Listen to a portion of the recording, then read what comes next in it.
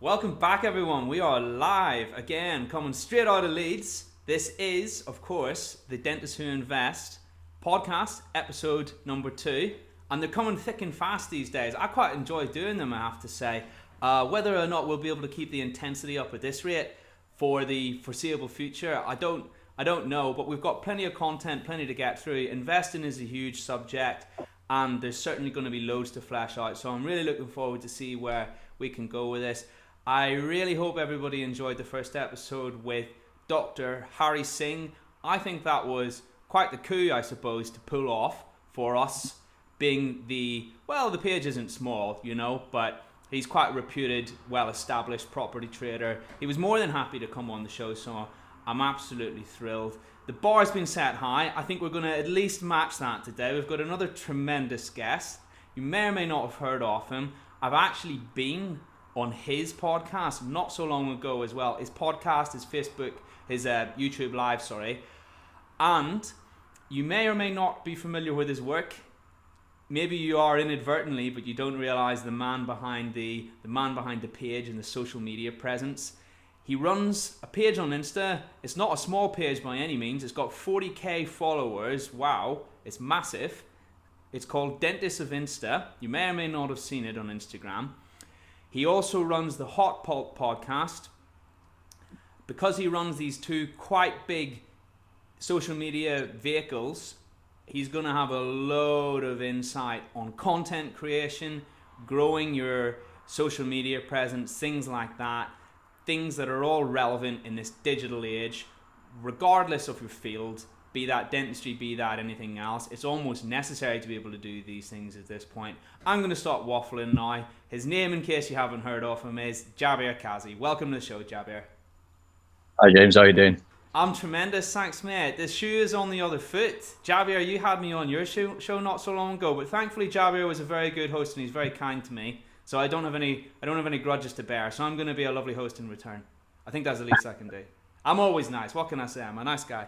Anyway, Jabir, are you well today? You smashing? Yeah. Always busy these days, but good to take time out to do something and get someone's ball rolling with a new podcast and get some interesting ideas out there. Oh yeah, I'm very grateful to have you here. I'm thrilled.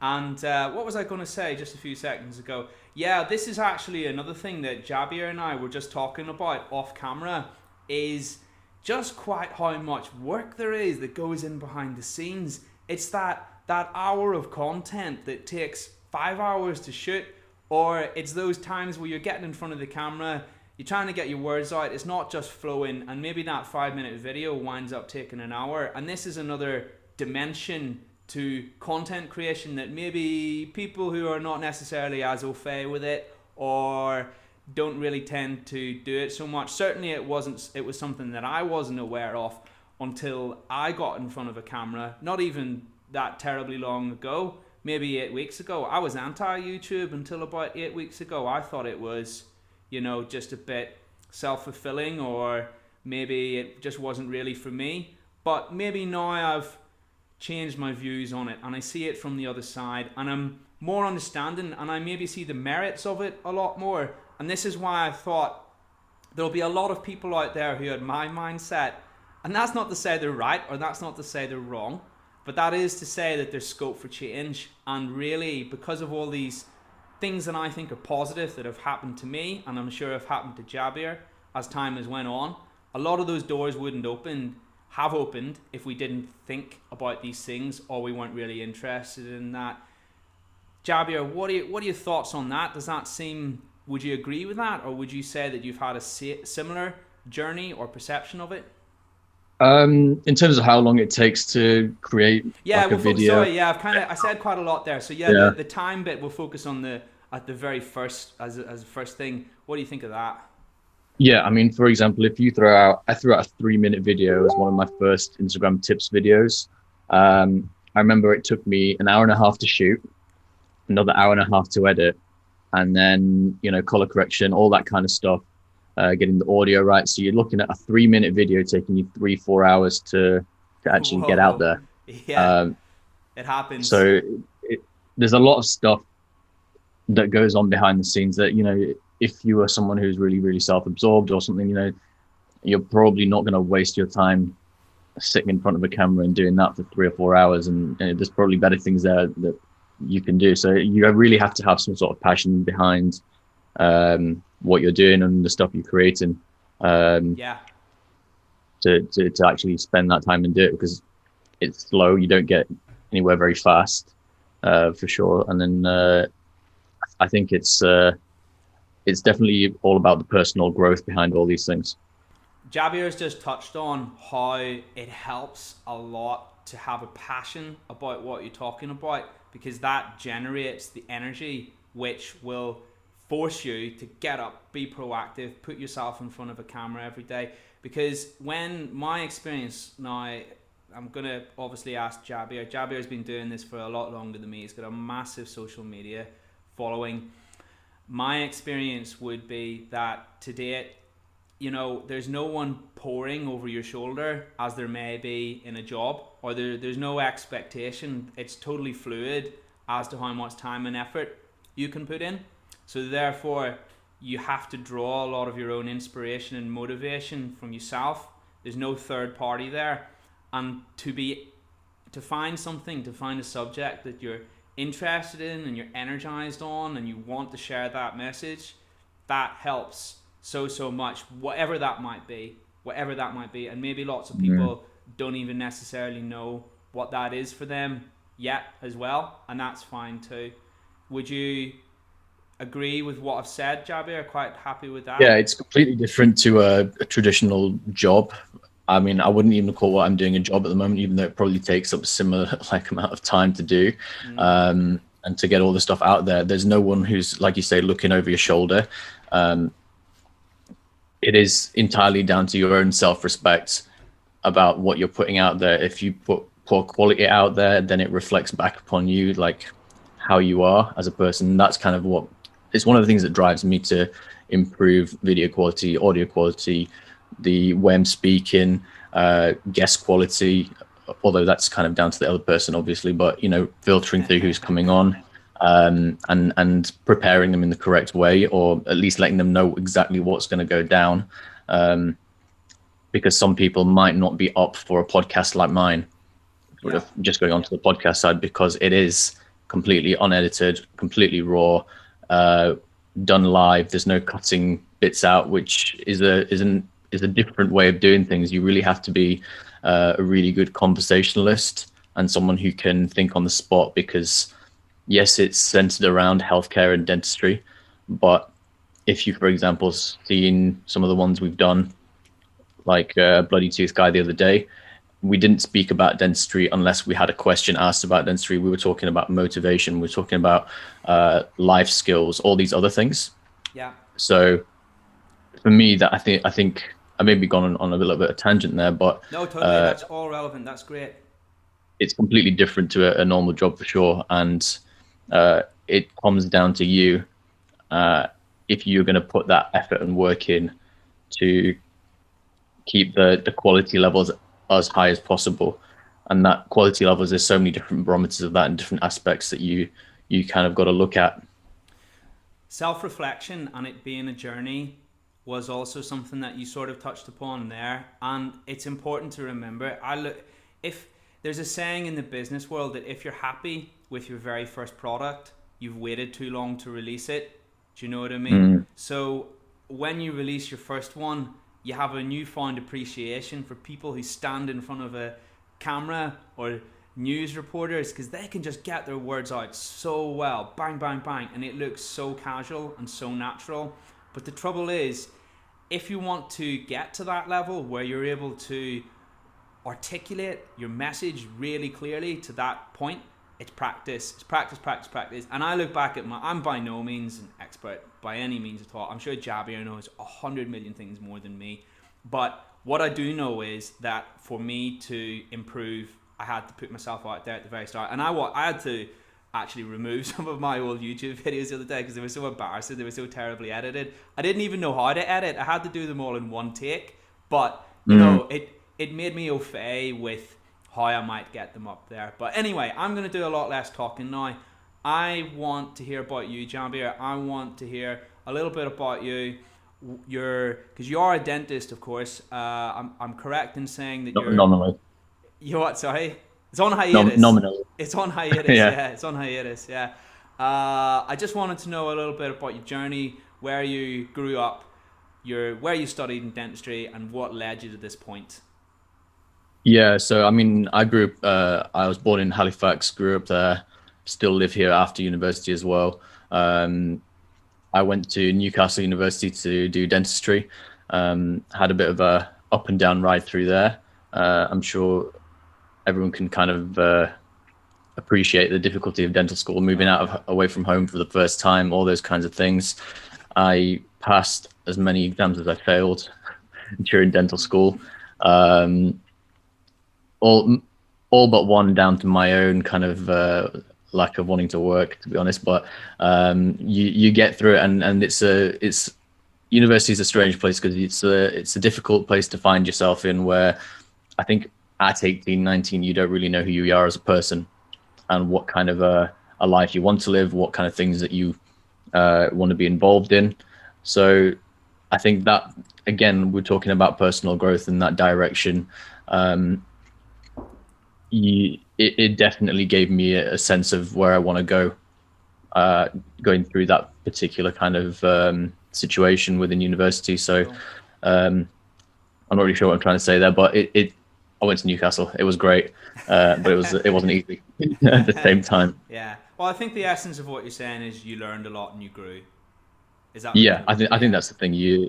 Whenever you mess up, you've got to take something from it.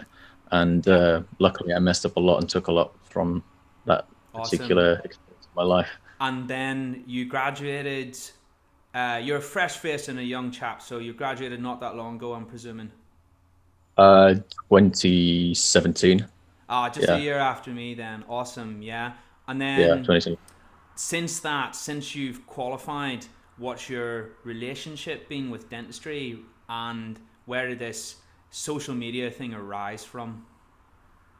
So if I talk about the relationship with dentistry first, I'll maybe hit that off because it's a bit of a mixed bag. Okay, maybe they're not. Yeah. They're like quite separate. Okay, fair enough. So I loved all of the clinical work going through dental school. Mm-hmm. Hated the academic, obviously, because who loves that? It's a bit weird if you do. And then I came out and I'd failed finals. So I did the resit in November, which I'm sure you know means that you've got to wait till FD September time or March. Right. Okay. And I thought, well, March sounds really, really crap time to start because there's going to be a small cohort. So I went with September. So I had a good long break. Okay. In that time, that's kind of when I started Dental Insta, which I'll skate over for now. But in that time, I was able to speak to loads of people and kind of get a feel for dentistry within the UK, outside the UK, different systems and different ways of doing things. And then obviously we go through FD, which again, I'm sure everyone who's been through FD, it's a bit of a mixed year. You know, you go in, you realize you don't know shit really. You know, you're a pretty poor dentist. You just about can get through a simple treatment plan, and then you rapidly improve. And I had two really good trainers who challenged me, and I probably challenged them quite a lot as well, having been someone who was on Instagram seeing a lot of things and saying, why are we doing it like this? You know, in a standard NHS practice, yeah. And I probably gave them a bit of consternation. They're saying, well, I can save this tooth because I know it can be done. And they're like, no. I'm like that as well, though. Sometimes they're just like, James, just give over. We've done this a lot longer than you. And so I do have to take that on the chin sometimes. You can be a hero a little bit too much, can't you, sometimes in dentistry, trying to save a tooth. But I mean, if you look at someone like Rizal Rizki, he's the guy who's 32 years old, early 30s at most. I can't remember exactly how old he said he was, but he's a young dentist, and the work that he's able to pull off and essentially save teeth from the death is just insane. Awesome, cool. And he's working under a very tight budget because people can't afford care. And it really made me, I mean, he's in Malaysia, Indonesia, you know, the Far East. People aren't rich out there. They can't afford expensive ceramic onlays and crowns and things. So he's doing a huge service to these guys. And, you know, if we're in the UK, we're just whipping those teeth out and giving them a partial denture or something. He's saying for a fee. I'll save this tooth. You'll get a few years out of it, and you might be able to, if you save enough money, come back and we'll stick a crown on. So Interesting. that's kind of thing that I saw, that caused some friction, I think, between myself and my trainers. But so yeah, I do have this kind of love-hate relationship with dentistry, and I think it is because we're in this UK mindset of UDA bashing. Well, I'll tell you one thing. I'll tell you one thing, Jabir. Sorry to butt in. It just sounds like your heart's in the right place. I'll say that, which is good. No, it is. Well, No, it is. It's true because you're not willing to accept that dogma. You're kind of wanting to look a little bit beyond these sort of boundaries or borders that restrict other people's views. So fair enough. Which is good. Anyway, I sorry. think that's part of it, yeah. And so yeah, I do have this love-hate relationship. I mean, I love seeing these patients because they're people who are, having a difficult time, but at the same time, you go through 5 or 6 or 7, 6.5 years, if you're me, of dental school, and you get taught to do things at the gold standard, and then day one you got to cut corners, and that caused some real issues in my head, and I was just going, what was the point of all this training that I did for nothing? If day one I'm just gonna de-skill. So yeah, I love-hate relationship with dentistry. Everyone knows that I like the endo side of things, and if I continue within clinical work, that's probably where I'll end up. So okay, cool. Yeah.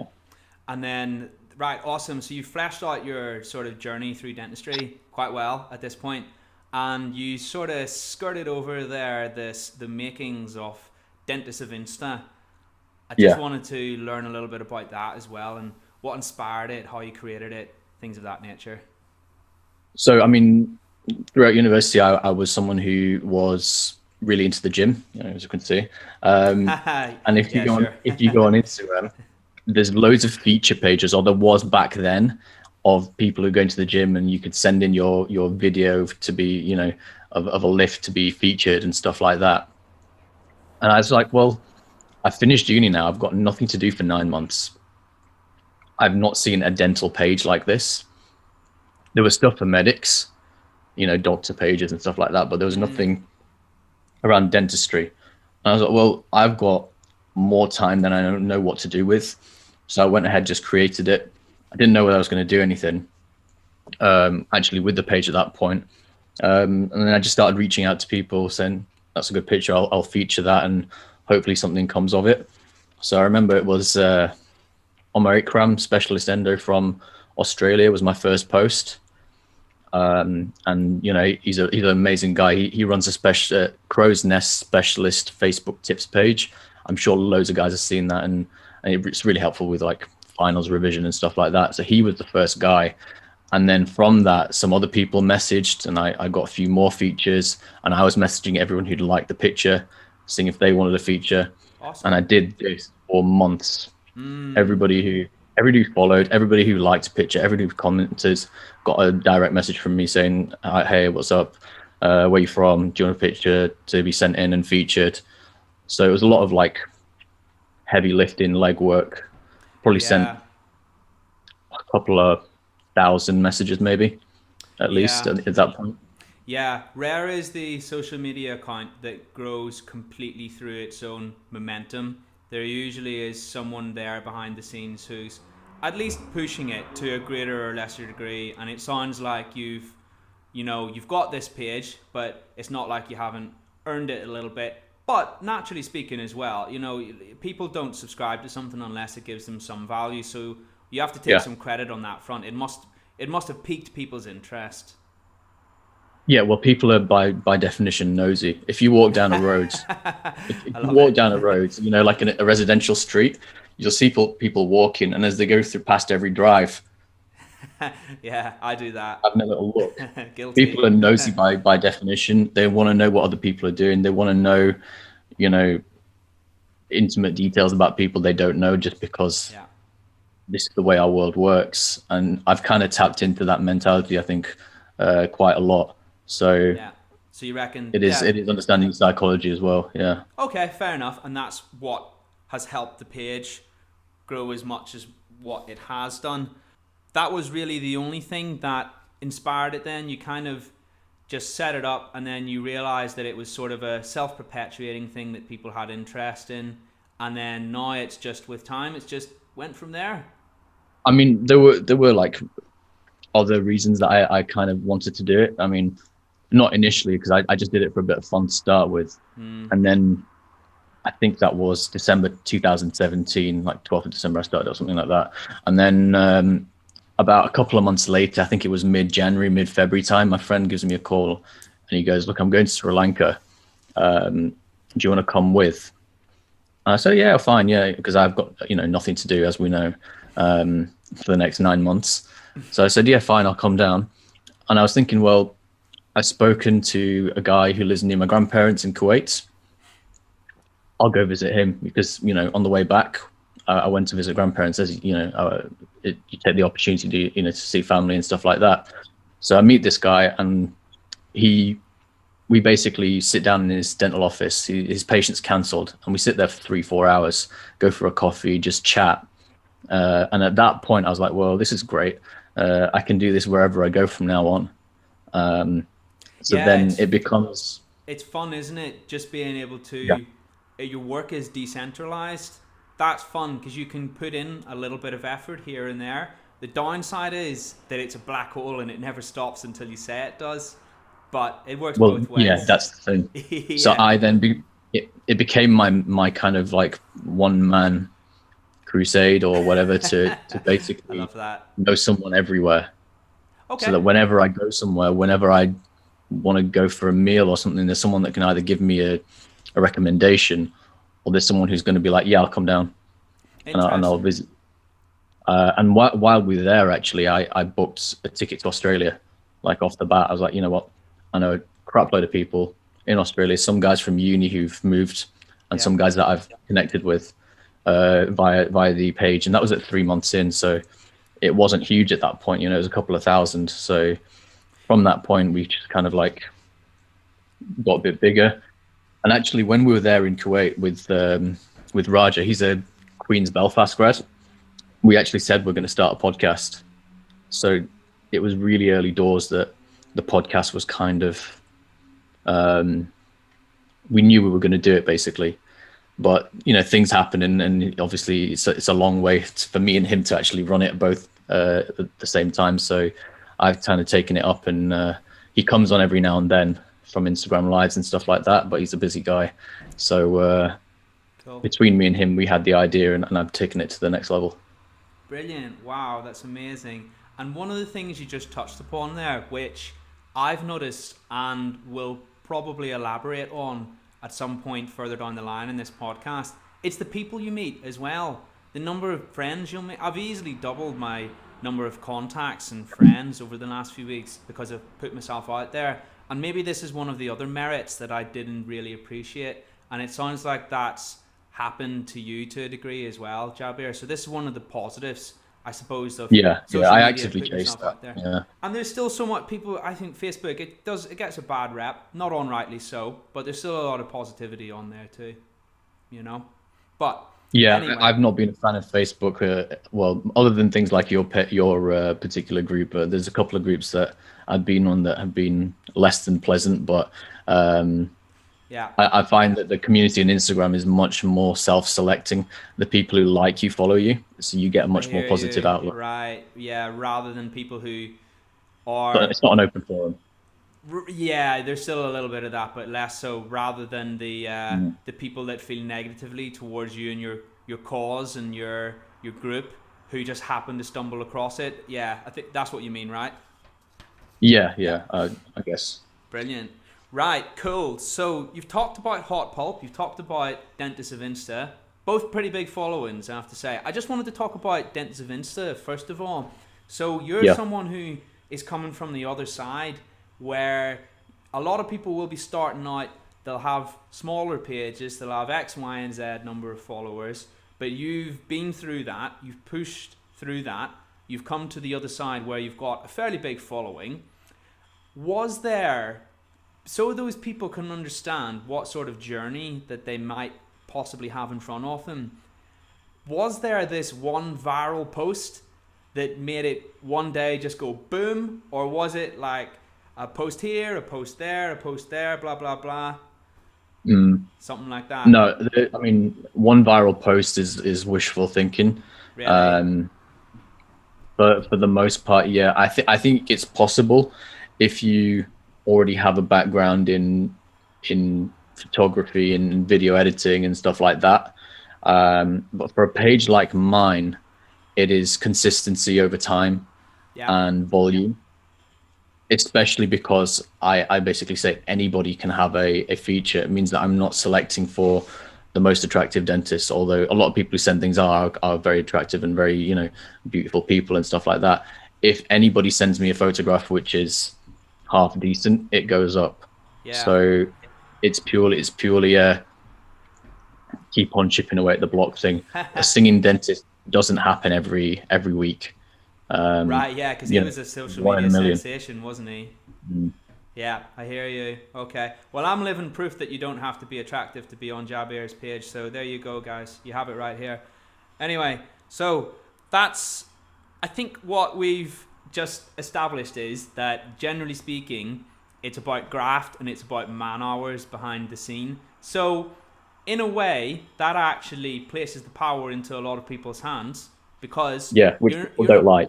yeah, you're not messing about, thinking that the barrier or the hurdle between you and having a huge following is to get this very difficult to achieve viral post. It's just about being consistent and putting hours in. And out of your contacts, Jabir, that you no doubt have in the Insta world and people who also have large followings, would you say that's a similar story? That's the general theme, that they've all just grafted really hard to get to where they are. I mean, yeah, I mean, the only people that I can think of who've gone viral and gotten their following that way is Singing Dentist and maybe Michael Apper. Again, the only two that I can really think of. Right. Versus The hundreds rest, who maybe did it the rest similarly to you. yeah, the rest is like you've done 1,000 posts. Right. Amazing. Interesting. Cool. And what we'll do at the very end, we'll just come back to this topic about how Jabir grew his page, and we'll just touch upon Jabir's top tips for growing a social media presence, because I know a lot of people Top out tips there. for a beginner. Top tips for a beginner, yeah. Because I know a lot of people out there will be listening to this and thinking, what are his secrets, or how might I grow my page? So we'll definitely come back to that. I just don't want to derail the conversation too much at this point, because I would love to come on to the Hot Pulp podcast. Now, you've already mentioned how you started it. So it was very much just inspired by this conversation between you and this chap that you just met in Malaysia, if I remember correctly. Kuwait, yeah. So Kuwait, he's. I think that's one of the early times that I've mentioned it. I know that one of my friends, Lorenzo, he texted me a while back and he goes, actually, I remember you talking about this stuff in uni. So I think there's always been an idea that I have a certain skill set that makes me ideal to do this kind of work. But in terms of first concrete, yeah, we're going to do it. That was probably the time. So probably 3 months into the Instagram journey was when it started. And I have a lot of friends from outside of the dental world who are pretty successful with their own podcasts and YouTube channels. So they've kind of given me inspirational and kind of ideas on how to get around things. And it's the same thing that they say, really. Like, I mean, those guys from football. So if you've ever seen Full Time Devil, have you heard of Andy Tate? Can't say I have. He went viral a couple of years ago in the Moyes season, trying to get rid of him. But I know a few of the guys because I go to the game from those channels, and they just said, look, we started off really small. It was just consistency. Same thing, just posting consistently, being as open with people who message you as you can, reply to all the messages, reply to everybody who asks you a question. Up until a point, obviously, you'll get to an area where there's just too much, but that's kind of how you get going. When you've grown the page, we've touched upon already that it's just about graft. The Hot Pulp podcast is something that you enjoy. I just wanted to know, as far as procuring people to come on the podcast with you, guests, is that something that people will come to you? Are you inundated with these messages that people say, I've seen your podcast, I love it, I really want to be on it? Or is it more the other way around? Or is there a ratio? Maybe it's like 25% that, 75% this, I don't know. I have an idea of what I want to bring onto the podcast. Right. So there is a lot of me going, I've seen this person's post for 6 months. I see. And I like the tone. I like the way they're doing things. And I like the effort that they've put in. And I like the story behind them, because I probably already know a little bit about them, having featured them usually. So I'll bring someone in on those kind of merits, and most people are happy to do it. Some people aren't confident in front of the camera, which is fine. So maybe they don't go with it. And then there are a few people who do message and ask to come on, and that becomes a bit more 50-50, because you generally want to. I do a lot of these, but I don't want to bring on anybody and everybody, because it needs to be entertaining towards the audience. Like, there's a lot of people who want to do, I can talk about getting onto a program, but that's kind of not what the podcast is about. That's great for an Instagram live, a Q&A, something like that. But the podcast is much more about who you are as a person, your journey, and the almost entertainment value you can bring. So the podcast is very different to the Instagram, although it's kind of derived from the same thing. Did you just sort of set out and say, well, I think this might be fun? Was it mainly that? Or was it mainly that you thought there was a lack of cohesion in dentistry and you wanted to create this community, Dentists of Insta? Or was it a little bit of both? Or did you even necessarily process these things before it happened? Can you even recall? I just wanted to know. We've kind of touched upon this earlier a little bit. Yeah, a little. I think in terms of Dentists of Insta, it was, I wanted to know how things were done elsewhere. Right. As opposed to NHS. I mean, we touched upon NHS earlier, and I wanted to know the way that people were treating patients and the way the systems worked and stuff like that, from an idea of, okay, we work with insurance, we work with fee per item, and how it kind of works in different offices, specialist led or whatever. So that was interesting to me. So that's kind of maybe where Dentists of Insta started. The podcast, I think I would probably point towards my friend, well, now friend Stephen Howson or Adam McCullough, the guys from the United channels. So they've got their own podcasts that, if I'm bored, I'll tune in and they'll cheer me up, and because they're quite amusing. They've got interesting opinions, and they bring on different people to talk about football. And I thought, well, there's absolutely nothing like this around dentistry that isn't super clinically focused and very, very dry, and kind of, how do I place an implant, or how do I do a root canal, how do I do an impression? It's always very heavily clinically based. And I think within the dental profession, there's this horrible bubble that means we just take it all home with us. And I kind of want to burst that a little bit.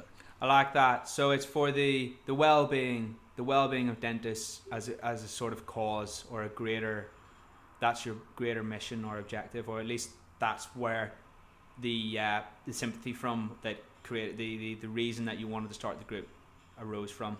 Yeah, I think there's a huge gap for entertainment around dentists, or around dental lives, because there's a lot of really, really interesting people like Jason I spoke to, like yourself, like a lot of these guys, even people, you don't have to have a massive following to be an interesting person. You don't have to be an amazing implantologist to have an interesting take on life or whatever. Really so that's really interesting. That's kind of what I want to bring out. Fair point. Fair play. My next question, I wanted to know, people talk about content creation. What do you think are the best merits or the biggest advantages to putting yourself out there a little bit and getting yourself online? What do you think are the greatest positives that have happened to you personally in your life because of this? I think the biggest thing that I would probably point at is I had done public speaking before, but I wasn't a confident public speaker. I could do things in small groups. I could do things, one-on-one quite well, but to actually be able to sit in front of a camera in one take and reel off a 15-minute video, It's a skill in that takes a itself. It takes huge amount practice. without going and like filler words and this and that, which I'm still not amazing at. I probably dropped a few in already in this podcast episode, but I think I'm completely different to 2 years ago, to 3 years ago. People who knew me at university would thinking he's much more eloquent maybe, or he's gone up to another level, he's in self-confidence. And certainly people from school will be like, well, this is a completely different guy. First of all, I put 20 kilos on as well, so I was a skinny little guy. That's not bad either. So yeah, it changes your idea of what you can do as a person, and Awesome. what you can actually bring to the table, and how you can set your own rules and live your life. So I'm going to say all these ways that you probably never even envisaged when you start out, that this has personally helped your self-growth. Yeah, I mean, you probably have a similar thing where you never would have thought, well, you said it already, you never thought you would be doing things on YouTube, things on Facebook. Anti-YouTube, anti-Facebook. I just thought it was silly, a waste of time. And I was totally wrong to think that. And this is why I wanted to get you on, because this is actually something that's so useful to know and actually changes people's lives. And it changed me, definitely. And that was where the sentiment that born that question that I just asked you, because I just wanted to know how it changed you as well. And don't take this like in a negative way, but I think that kind of idea that some people have about, people who put things online is kind of ridiculous. Totally. It is ridiculous. I hold my hands up. I was stupid to think that. And maybe there are others who, maybe not as severe as me, but they think along those lines. And this is why I wanted to make the video, because if I can change my thinking on it, there is hope for anybody in this world, let me tell you. But this is the thing it's one of the things that really irks me a little bit, because even before I started all this, and I'd maybe done some gym posts when I was back in uni, so I had a little taste of, negativity because I was posting. And especially if you think about it, if you need to learn how to do something, where do you go? You go to YouTube. You go to all these different platforms, and someone's got to put it up. That is a really good point, because it is a total paradox. Because I would have been the first person to look something up on YouTube as well. That is a really good point. It is a total paradox, is that? So yeah, fair enough. And maybe in a sense I was slightly hypocritical to think that. So fair play. Without being like blaming people who are listening or anything, if you've got that particular thought process, I don't. It's just a bit weird to me. No, because I represented those people not that long ago, and I'm not. It's not like I'm looking at, like, I think that I'm kind of looking down my nose at people who think that. No, I'm just saying that there's other possibilities out there, and maybe it's helpful to have an open mind. That's all I'm saying. You've been doing this for a while now, Jabir. You've talked about how you were maybe one person who thought certain things beforehand. Now you've developed, you've grown, you've evolved. How do you think that content creation has changed you, if at all? I think at the base level, my values and the way, the things that matter to me haven't changed on a base level. The reasons why I do things and the kind of deep core set beliefs I have are pretty similar. And I think that will be evidenced by my friends. They just say that, he's just like really busy now. They've got a lot of stuff going on, but you're the same person when you go out for a meal. I'm still relatively quiet in a big group. That kind of thing. So on a base level, I don't think I've changed that much. The things that maybe have changed are the way that I present myself is very, very different. And that's almost a facade. It's not really a facade, but it's like everybody's got the choice in the morning of what clothes to put on. Put it that way. You can choose something that's a bit slovenly, or you can choose something that's a bit more proper and a bit more like a suit and tie and that kind of thing. And that's maybe the only way that I could explain how I've changed, is I've got more of an idea and more of an appreciation of how to look a bit better when I'm out and about, and how to present myself well online. Well, self-projection, I mean, that's a skill, isn't it? Yeah.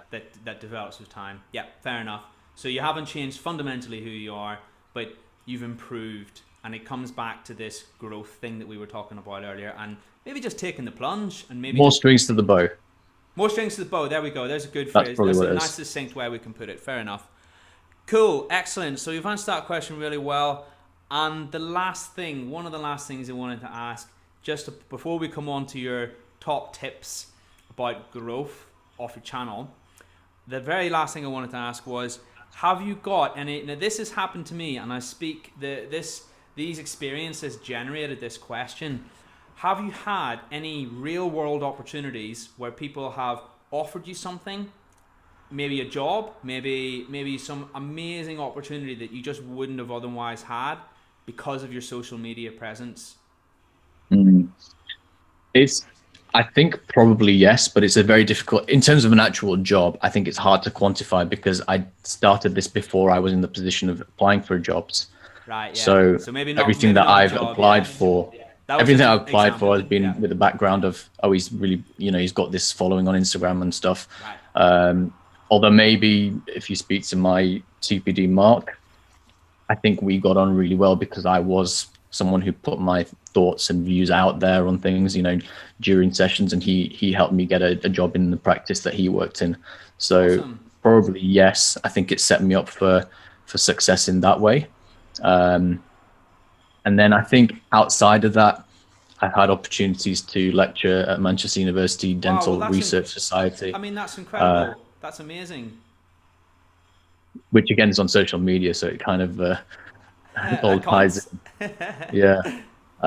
So yeah, it does give you some doors opened. I wouldn't say that I've made money off of all of this stuff. If people are thinking, oh Oh yeah, yeah. you know, It's not I just get asked about this that. question like, oh, how much do you make per post? I'm like nothing. Yeah. That would be nice. I wish. Yeah. So there is that maybe misconception. It's more for me. I've been looking at creating a community around what I'm doing and around like-minded dentists and stuff like that. And well, not even dentists, it could be healthcare professionals. So maybe, yeah, I think I have had some doors open, but I think I'm still probably at step maybe 10% of where I want to be. So it's early doors for me. Wow. So you feel like you're just getting started as well. Well, if you look at on a pure numbers base, if you look at the larger pages on Instagram around treatment of dentistry and stuff like that, you've got iDentistry with 500,000 followers. So Wow. on a pure number basis, I'm pretty small. Wow. Because I would look at a page with 50K and I would think, whoa, that is a lot. But it's all relative. And I do hear what you're saying. You're not content to stop. You want to keep going and see where the sky's the limit, effectively. Yeah, I mean, as long as I have the passion for it, and I still do, I'll continue it and hopefully evolve. I think a lot of my focus will be around podcasting now, as opposed to just posting on the Instagram, because that's pretty much set up and rolling. So focus has shifted a little. Nice one. Well, I wish you all the best on that. So it just goes to show that there's always somewhere else you can go. There's more growth, and the sky's the limit. It's just about putting yourself out there, getting the ball rolling, and setting things in motion. Yep. So that was all excellent, by the way. Thank you so much for that, Jabir. So I think a lot of people watching will find that of use, definitely. Maybe those out there who their inclinations are maybe necessarily a little negative towards social media. Certainly, I fell in that camp for a long time in my life. Hopefully, it's made you see that there is possibilities there, and it's not all bad, or it's not all necessarily the way you perceived it in the first place.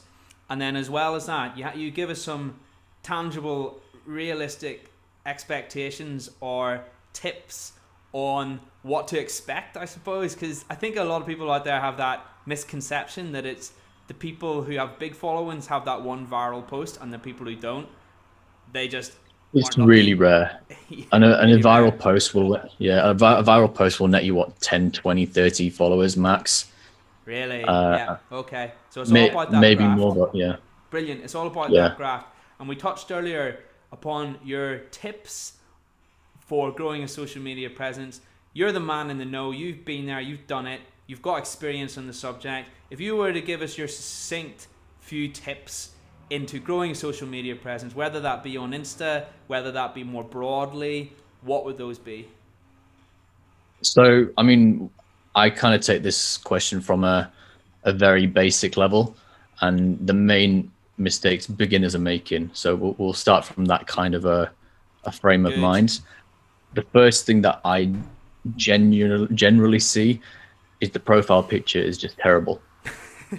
You need to know who you're following, why you're following them. It sets the tone for who you are, because if your name comes up on a notification, people are going to remember that image, and that's going to be the image that they mentally associate with you. Right. So if it's some blurry picture, you're thinking this is a blurry guy. All right. And you're rolling down that hill already. Right. Maybe not. And people have this weird thing, and I mentioned this yesterday on my Instagram profile reviews last night.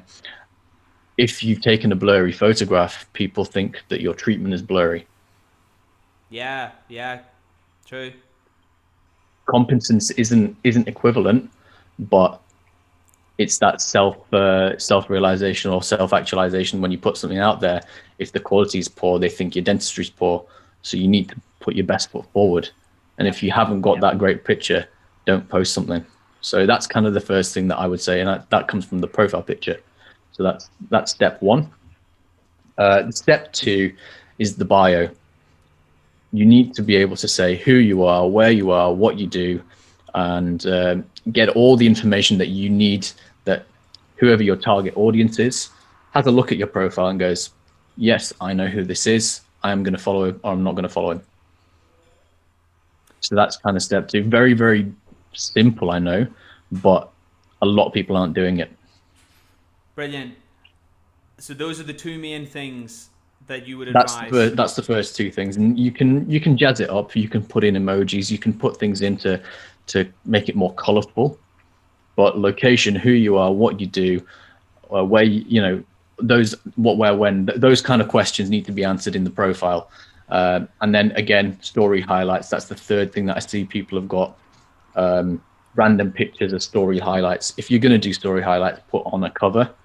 It's all about the aesthetic of when you first land on the page. Because when you land on a page, it's maybe 60% of the screen is taken up by your bio and your image on the top left, and that needs to stand out and be enticing.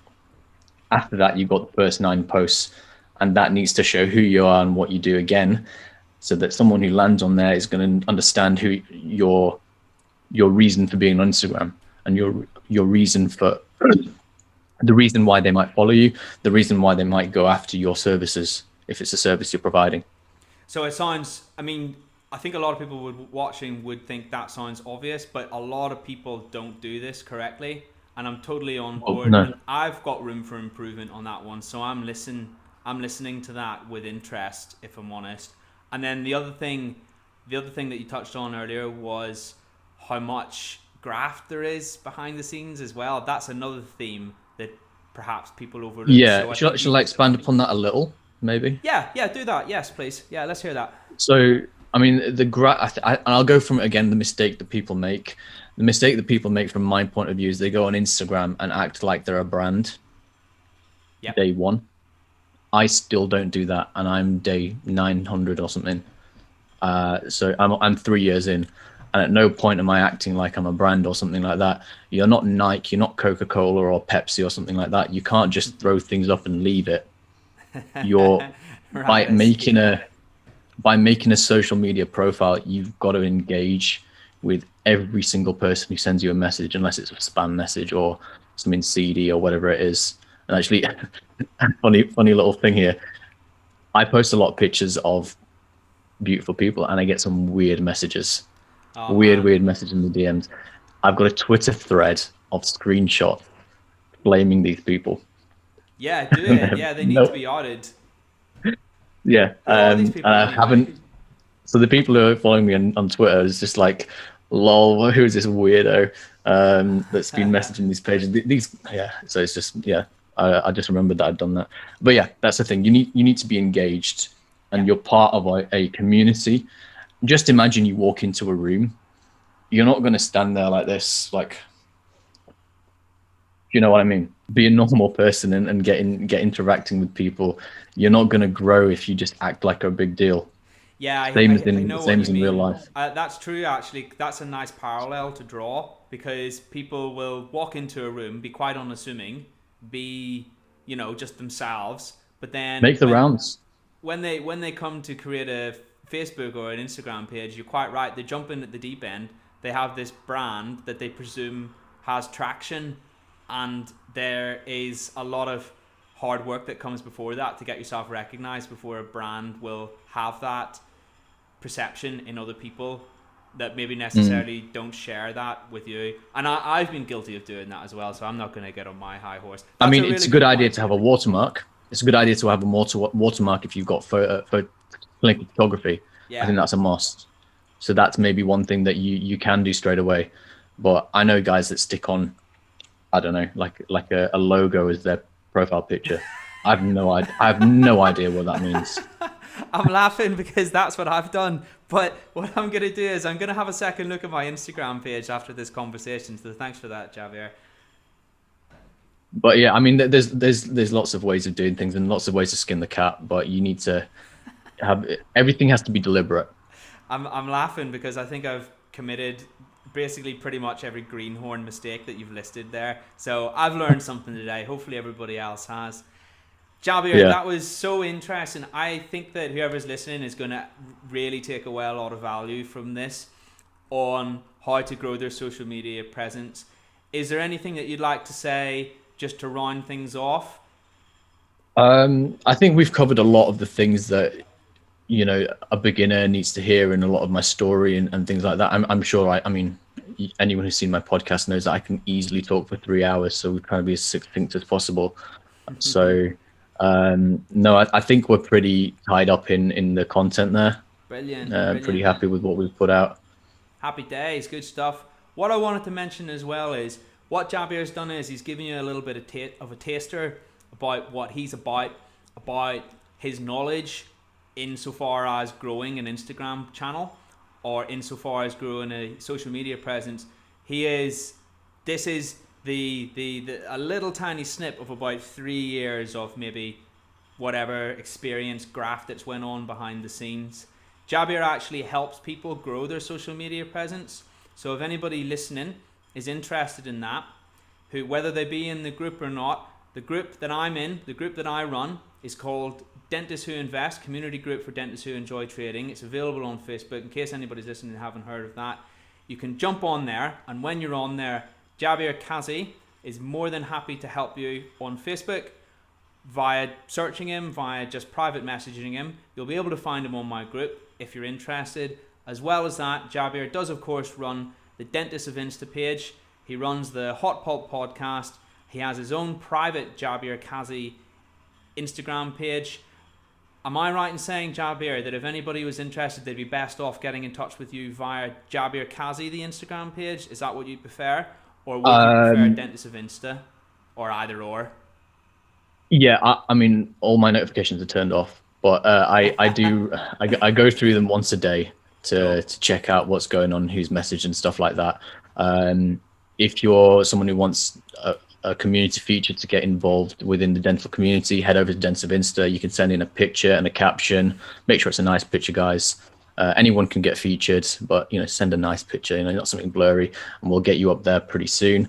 If you're interested in Instagram growth tutorials and stuff like that, you probably start off with the YouTube series that I've been doing, going through step by step how to set up your page and go for success. If you want something which is a bit more bespoke, then I do one-on-one sessions as you mentioned there, and that's via something called the Patreon group where you can get involved there. So that's it.